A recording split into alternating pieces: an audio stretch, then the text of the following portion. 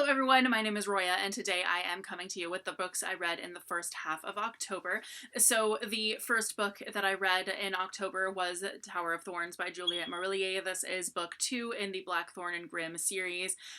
This is about basically Blackthorn and Grimm, who are basically they're best friends. Blackthorn is a healer lady and Grimm is a dude whose past is kind of unknown, and they were in jail together.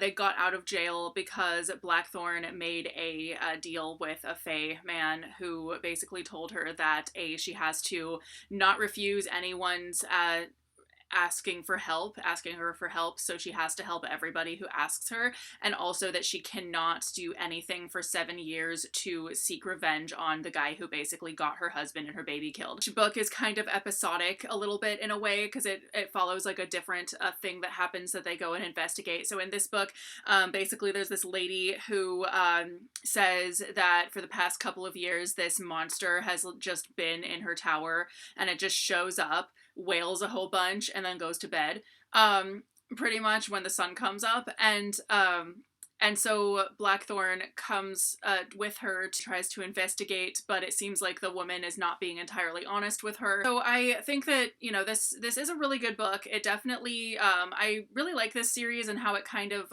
gives you a sort of a mystery. So it's like you're reading a fantasy mystery type of thing, and it's so interesting and weird, and you get all kinds of like, you know, you have to kind of figure out, even when you kind of know more than the main characters do about what's going on, you still have to kind of figure out, like, what is it? Because even though we actually get the point of view of the woman, the other woman in this, who's, like, not being entirely honest, and we still don't know until really close to the end of the book what it is that's being kept from the reader, or from Blackthorn and Grimm by this lady. And so, you know, even as the reader, you don't know everything. Even when you totally know something's up, you don't know what it is. And that's what's really great about the series. And it was just so interesting. There were a lot of situations where I'm like, damn, how are they going to get out of this one? And yeah, it's just really crazy, and I really, really liked it. I also read The Last Namsara by Kristen Cicarelli, and I actually buddy read this with my friend Kara from Wild Book Garden,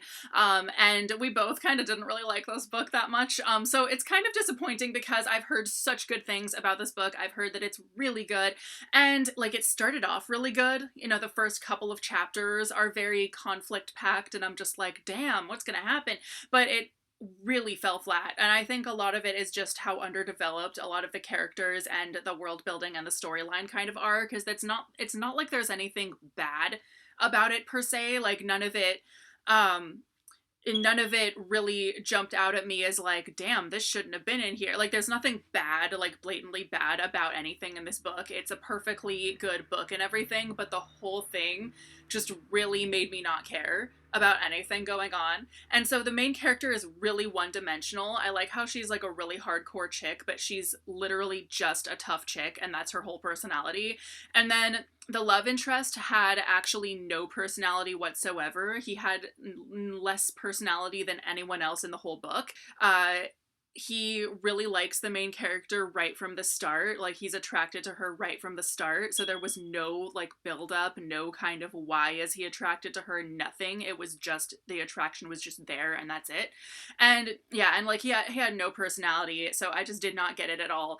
Like, I literally had no idea what kind of person he was at all by the end of the book even, and he's in the whole book, so I did not understand. So then like the villains were kind of really just cookie cutter villains, like really. And so I don't think, there's nothing like bad about this book, like nothing just bad at all, but it's just not a great book and not a great story, and that was just a huge letdown for me because I had heard that this book was like amazing. So I'm just kind of bummed about that. But anyway, the last book that I read in the first half of October is The Luck of the Titanic by Stacey Lee, and this is about this girl who sneaks aboard the Titanic to find her brother who is working on the ship, and they're also acrobats, and she wants to go to America to continue to be an acrobat. She wants to join the circus and all of that stuff, but her brother has really moved on from doing that, and so he's caught between this kind of like, do I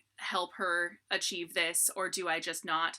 And also they're half Chinese, and so they're subject to the Chinese Exclusion Act, even though they've literally never been to China, and they are British. They don't consider themselves Chinese. They just consider themselves British. There's no, they just happen to be half Chinese, and yet the Chinese Exclusion Act is really a huge barrier in what they're able to do, and if they're able to go to America to do acrobat stuff or not. And so there's this whole other layer of it, and so it's really interesting because they're dealing with this whole conflict when it's also the Titanic, so you know what's going to happen too. And yeah, so that was kind of a, it was very sad. It was very, like, I think that it could have been a little bit more well-rounded of a plot, but overall I really liked it, and I definitely do recommend this book. So anyway, those are the 3 books that I read in the first half of October. I am still living in a rental house, and so I don't know, my reading progress has been really terrible. And I'm just here in my own house filming, but and we should be within the month back here in this house, hopefully, fingers crossed. But basically we're still living in a rental house right now. At least we're not in a hotel anymore, so that's good. But anyway, thank you guys so much for watching, and I will see you very soon with a new video. Bye!